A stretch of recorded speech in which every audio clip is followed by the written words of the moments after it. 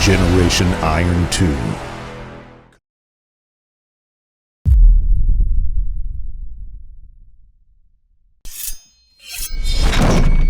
Okay, today I'm going to talk about a popular fat loss supplement that a lot of people have asked me about.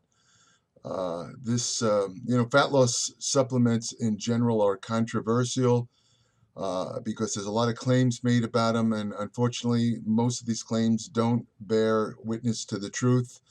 In other words, most of these fat loss supplements turn out to be not very good. There was a couple of, as I mentioned in a previous video, probably the best fat loss combination, in my opinion, yet produced was the ephedrine caffeine combo, which I discussed in a previous video. And now I'm going to discuss another compound that possibly could actually do what it's supposed to do. It might actually have some effects on fat loss. What I'm referring to here is Yohimbine. Okay, first let's talk about Yohimbine. What is it? Okay, Yohimbine is derived from Yohimbe bark. There's often a confusion between Yohimbine and Yohimbe. Well, Yohimbe bark is more or less the parent substance. In other words, the Yohimbe bark, Yohimbine is the active compound derived from Yohimbe bark. Yohimbe bark, in turn, is derived from a tree, a type of evergreen that grows in Central West Africa. Now, an interesting thing about Yohimbine. Now, from now on, I'm going to just be referring to Yohimbine rather to avoid confusion. I'm not going to say Yohimbe. Yohimbine is what I'm going to be talking about. Yohimbine hydrochloride was a forerunner to Viagra in the treatment of male sexual dysfunction. In other words, before you had Viagra and similar drugs, you had a drug called Yacon, Y-A-C-O-N, which was basically Yohimbine hydrochloride, and it was used to treat male sexual dysfunction, and it was usually prescribed in doses of between about 5.2 to 6 milligrams, and it was taken 3 times a day. Similarly to Viagra, it worked by stimulating blood flow within the sexual tissues. However, Yohimbine works in a different way than does Viagra. Interestingly, some recent studies show that if you combine Yohimbine hydrochloride with Viagra, it makes the Viagra work better. And another pretty good combination for this particular problem, let's say sexual dysfunction, another study showed that combining Yohimbine hydrochloride with the amino acid L-arginine also had a really good effect on promoting male erections, and I'm not going to explain what that is. You know, if you're over 10, you should know that. But anyway, so now, because of its association with treating male dysfunction, Yohimbine, when it came out in supplement form, it was often touted in magazine articles and by supplement companies as a testosterone booster. In fact, it doesn't affect testosterone. It had no effect on testosterone, and it never does. So anytime you read something, on the web or in a magazine where they're talking about Yohimbine as a testosterone booster, just laugh and close the book or magazine. It's nonsense. It does not affect testosterone. In high doses, however, doses of over 30 milligrams a day of Yohimbine can actually pretty effectively boost levels of cortisol, which is another steroid, which is a catabolic steroid, which in large amounts can lead to the breakdown of muscle tissue. However, we're talking doses of Yohimbine of 30 milligrams or more a day, and that's considerably more than the suggested amount for fat loss. So people who use Yohimbine shouldn't encounter the cortisol problem, since the suggested doses of Yohimbine for fat loss do not really stimulate much cortisol at all. So don't worry about that. As I said, Yohimbine is of interest to those involved in fitness and bodybuilding because of its reputed fat loss benefits. What's the proper dose? Okay, the proper dose they figured out through trial and error. Listen carefully, 0.2 milligrams per kilogram of body weight. Let me repeat that, 0.2 milligrams per kilogram of body weight. For example, a man weighing 200 pounds would need to ingest 18 milligrams of yohimbine, while a woman weighing 125 pounds would ingest 11 or 12 milligrams of yohimbine. That's all you need. You don't need any more than that. Now, why do you want to stick to this dose? Because what this dose will do, it'll maximize, let's say, the fat mobilizing effect of yohimbine, but it won't kind of like step over the line into causing adverse cardiovascular effects, which would occur with larger doses of yohimbine, starting at, let's say, 30 milligrams. Again, about 30 milligrams or more. It's going to have adverse effects on your heart, blood pressure, and so on, which I'll get to a little bit later in this video. So the safe dosage is, again, 0.2 milligrams per kilogram. Now, the best results, now this is very, very important. Very important. Listen carefully.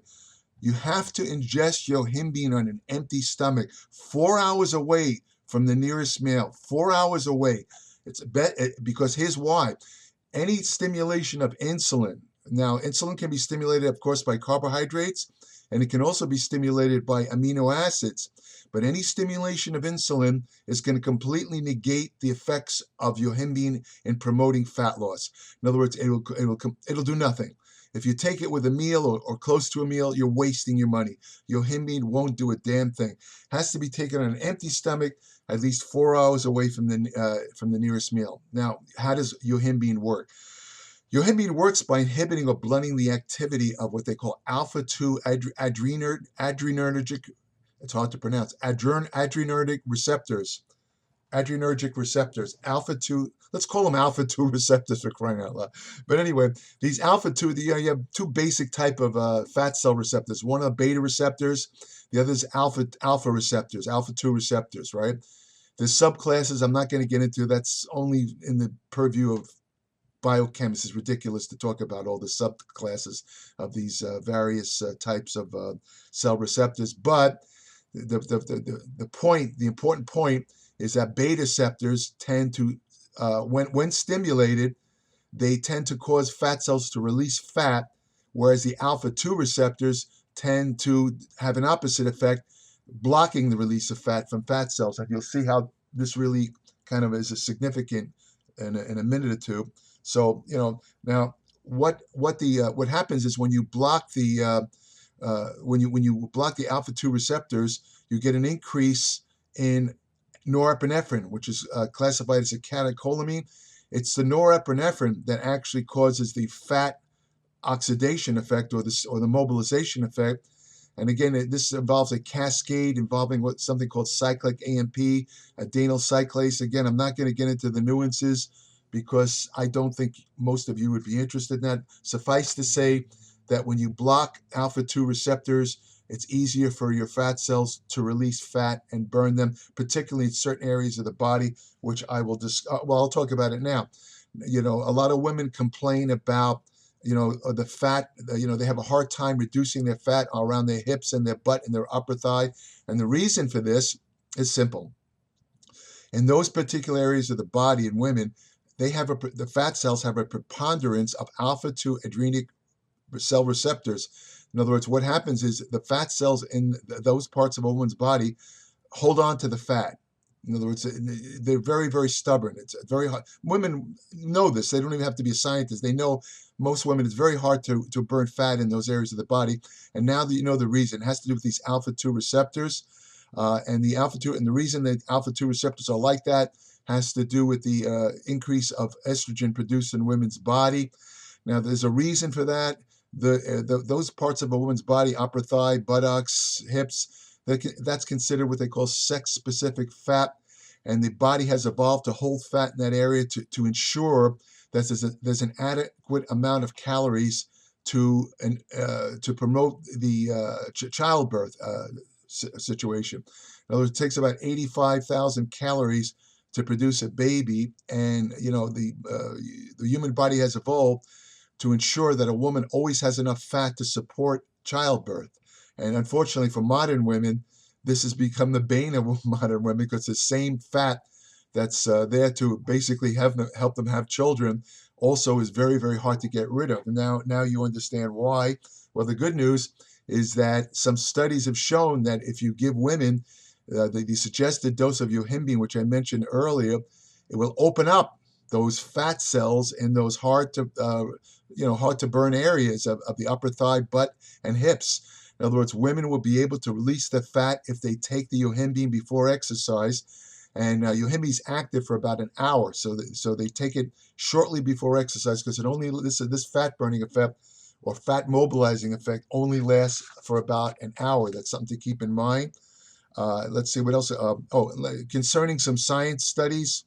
By the way, women, if you're any women listening to this, or guys, if you want to tell your wives or girlfriend, if the women use the Yohimbine supplements and they have a meal or a protein drink or anything other than coffee without any sweetener in it, again, the effects of Yohimbine will be negated. They'll have no effect at all.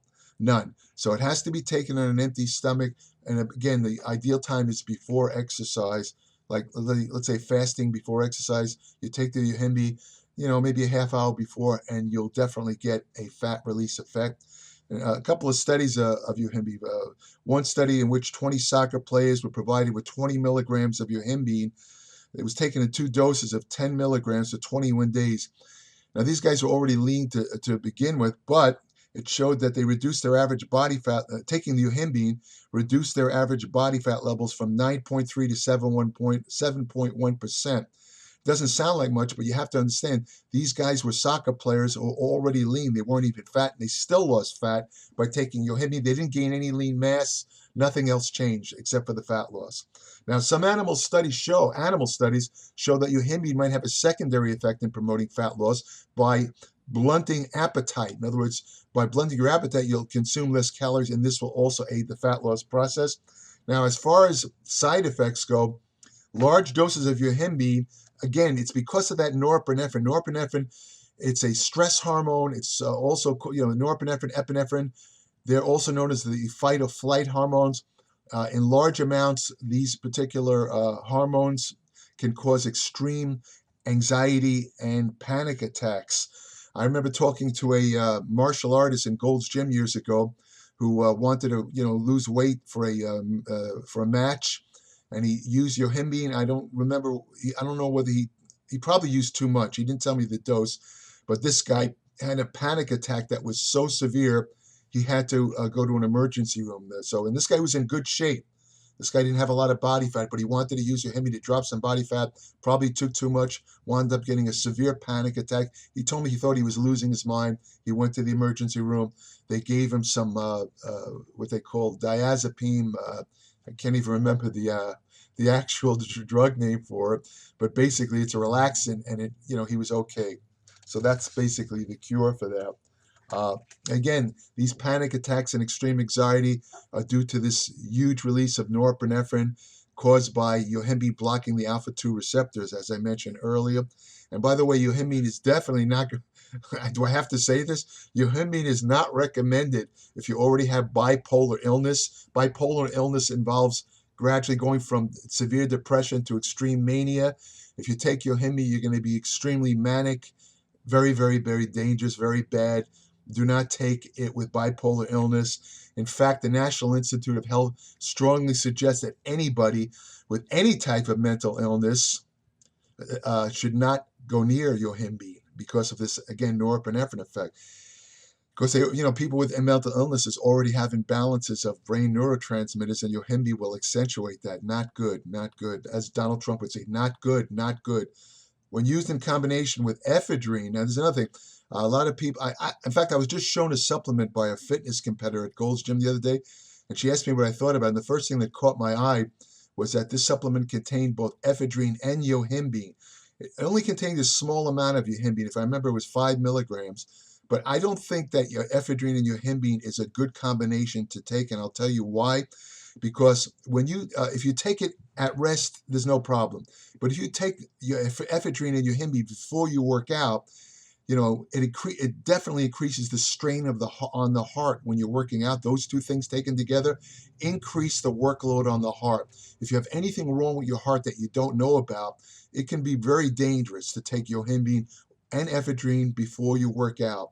Again, taking it at rest is not going to be a problem. With exercise, could be dangerous. Now, another problem with Yohimbine, and this I think is one of the main problems with Yohimbine, is that some recent studies that analyze Yohimbine supplements show that the supplements don't contain the stated amount of Yohimbine in the products. For example, one study of 49 Yohimbine supplements found that the doses of Yohimbine in the product range from 0 to 12.9 milligrams per recommended serving. In other words, some of them had no Yohimbine in it at all. The actual dose of Yohimbine contained in the supplements was 23 to 147% of the dose listed on the supplement. Another 22% of the tested supplements didn't contain the exact dose of Yohimbine at all. So there's a real problem with Yohimbine supplements in regard to potency and label accuracy. That I just want to point that out. I'm not sure what the solution to this is.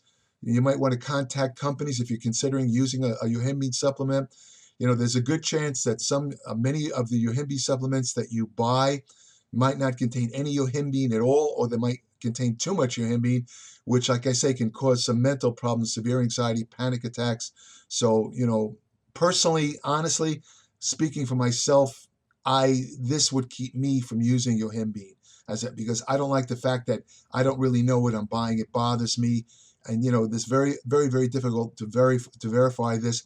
I personally would not use Yohimbine supplements for that reason, but that's just me. You know, I'm not saying that all Yohimbine supplements are junk or don't contain Yohimbine, but I'm saying there's a real problem with Yohimbine supplements in regard to potency. Now, as far as side effects, there was one case study of a bodybuilder, and this guy was a real schmuck. I got to call him that. This guy actually, what an idiot. He ingested 5,000 milligrams of Yohimbine. Remember what I said earlier about, you know, what is it, a 200-pound guy having maybe 22 milligrams maximum? This guy ingested 5,000 milligrams of Yohimbine. He experienced vomiting, loss of consciousness, and repeated seizures over and over again. He also showed a huge elevation of blood pressure and a moderately high heart rate. Now, luckily for this guy, he was in the hospital and they treated him and he survived. But I should point out that the effects of Yohimbine, once you ingest it, last 3 to 4 hours.